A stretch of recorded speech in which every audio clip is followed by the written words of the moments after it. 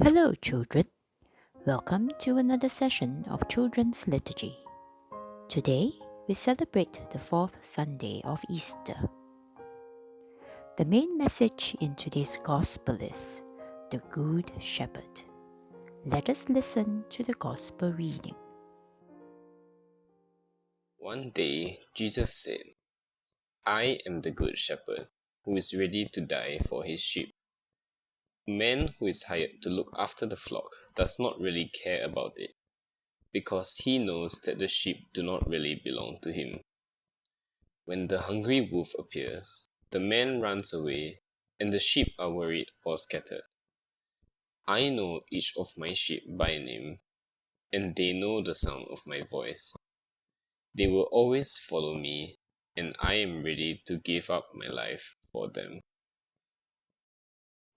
Children, have you seen sheep? There may not be many chances for you to see sheep in Singapore, so let me tell you more about sheep. Firstly, sheep are not very smart. They sometimes get themselves tangled up in the fences because they are not looking where they are going. Their fleece is thick, and the more they try to free themselves, the more stuck they become. The shepherd has to come and cut the sheep free. Secondly, sheep sometimes fall over and can't get up by themselves. The shepherd has to come and help them up.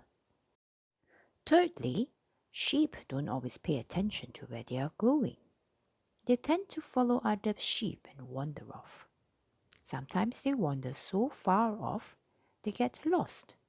The shepherd has to go out to look for them and lead them back. Fourthly, sheep can't protect themselves very well. They don't have sharp claws or sharp teeth, and they don't run very fast. As such, they are easy targets for predators like wolves. The shepherd has to protect his sheep from predators. He carries a long staff that he uses to fight off any dangerous animal that will harm his sheep. So, as you can see, sheep need a lot of help. The shepherd is there to help when the sheep get into trouble. This is unlike someone who was hired to watch over the sheep. Many a time, when predators come, the hired person is the first to flee, leaving the sheep to danger. But not the shepherd. The shepherd loves his sheep and will protect the sheep with his life. Jesus says, I am the good shepherd. If that is so, who are his sheep? Yes, that is you and I, all of us. We are his sheep. Wait, does that mean we are like sheep? Sheep which get into trouble, get lost, are easy targets for predators? No way. We are smarter than sheep. Well, yes and no. We can do math and puzzles. We can speak. We can think. So we are smarter than sheep. But actually, we are also in many ways like sheep. How so? Just like sheep, we get into trouble. We get stuck in difficulties in life. We fall down and get hurt. We get distracted and get lost. We also need protection from danger and harm. And you know what? We are truly blessed because we have Jesus as our shepherd. And Jesus is not just any shepherd. Jesus is the good shepherd. Jesus, the good shepherd, loves us more than his own life. Jesus laid down his own life for us as payment for the sins of the world. His love for us is eternal, and his care for us unending. He knows each of us by name. He knows what troubles us and what help we need. How many of you own a pet? I'm sure you diligently take care of your pet. Feed, provide shelter, and protect your pet. You do all these because you love your pet. When you go away on a holiday, who takes care of your pet? Some of you may ask your friends, neighbors, or even hire someone else to take care of your pet. When that happens, will you be worried about your pet? I bet you would be, because the pet belongs to you, and you are not sure if the other person would be as committed as you are to take good care of it. Jesus, the Good Shepherd, is not hired help. He is committed to us and will never abandon us. Just like our parents, grandparents, or guardians who take good care of us because they love us. They know our needs, they help us when we are in trouble. Just as we must listen and follow them, so must we follow Jesus. It is easy for us to listen to and follow our loved ones because we see and hear them always. But how do we follow Jesus, the Good Shepherd, when He is not physically with us? Jesus may not be physically with us, but He sends the Holy Spirit to help us. He listens to each and every one of our prayers. You may not see or hear Him physically, but Jesus watches over all of us every single second of our lives. Let me tell you a story of how Jesus is with us, watching and protecting us all the time.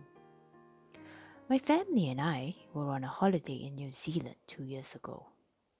As usual, we had our itinerary all ready. Our itinerary would guide us like a timetable on where to go, what to do, and when.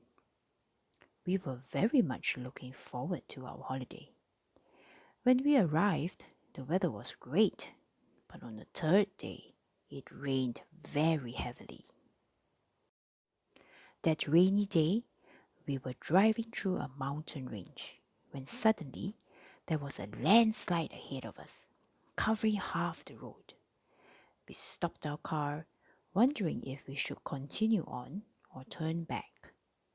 If we continued on, the rocks could hit our car and bury our car. But if we turned back, we would be missing a good part of our holiday plans, where we were going to see glaciers, hike around lakes, and enjoy beautiful scenery. We prayed, and after a while, the landslide got worse. We decided to turn back. Our itinerary was all messed up. We had to look for new accommodation, and we did not even know where to go or where we would sleep that night. That night, we planned a second route, our plan B, that will allow us to continue on our holiday. The next morning, just as we were about to set off for plan B, a lady at our hotel came to see us. She said, "I overheard your conversation. Did you say you were going down south on this highway? News just came that the highway is closed as there is immense flooding. It is very dangerous. You better not go." We were stunned. We verified the information on the internet, and indeed, what the lady told us was true. We were dismayed. What were we going to do? We prayed, and after much deliberation, we changed our plan to go up north. Despite the uncertainty and worry, we had a wonderful time watching seals by the seaside and playing at the lavender farm up north. We did miss the glaciers, but we were safe. And we did get to continue down south 2 days later when the roads reopened. All in all, we were safe and we still got to enjoy the rest of our holiday. We found out later that there were 1,000 tourists trapped at the glacier town for 2 weeks with no food and proper shelter as the roads leading to and out of the town were flooded. And indeed, people were stuck in traffic on the highway south that was flooded and had to turn back. You see, children, Jesus the Good Shepherd has saved us several times on this trip. We were stopped by the landslide so that we will not get hurt or be stuck for 2 weeks in the glacier town with no food and proper shelter. Jesus sent the lady in the hotel to warn us not to go south and be in danger of the floodwaters. How do we listen to and follow Jesus, the Good Shepherd?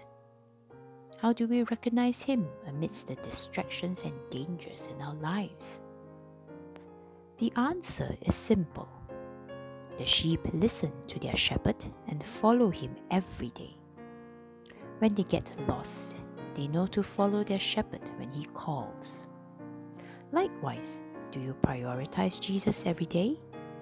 Do you spend time with Jesus, talking to him every day through prayer? Do you read the Bible to know what he is trying to tell us? We are not able to meet physically for children's liturgy due to the pandemic, but Jesus the Good Shepherd has sent these children's liturgy videos to you every week, so you still get to learn about him. Do you put Jesus aside and allow yourself to be distracted by your phone and computer games? Or do you watch these videos attentively so that you can hear what Jesus is telling you? The choice is yours.